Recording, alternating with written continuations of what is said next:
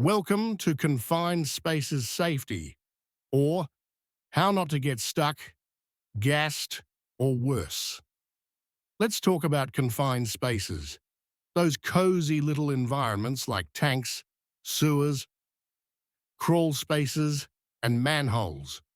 You know, the places where if something goes wrong, it goes very wrong. If you've ever climbed into a space and thought, well, if I sneeze too hard, I might dent the wall, congratulations, you're in a confined space. A confined space isn't just a tight spot. It's a trap with a job description.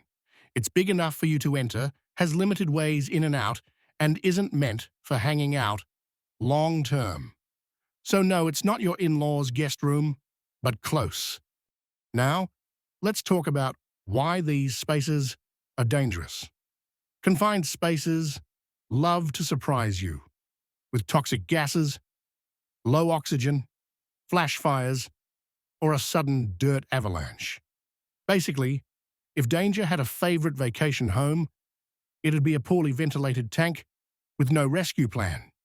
Air in confined spaces can be so bad, it makes a porta potty smell like roses. We're talking hydrogen sulfide, carbon monoxide, oxygen-deficient air, all invisible, all deadly. You can't smell, see, or taste most of these, but don't worry, if you're unconscious, you're not supposed to smell anything anyway.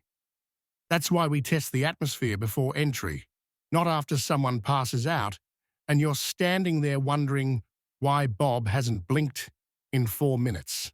Now, if a space has toxic air, risk of getting buried alive, or is shaped like a bad idea, then it's called a permit-required confined space. That means no one goes in without training, testing, permits, and a person outside who's actually paying attention and not checking TikTok. Speaking of which, the person standing outside, that's the attendant. Their job is to monitor and call for help, not to grab a flashlight and come in after you like it's a Scooby-Doo episode.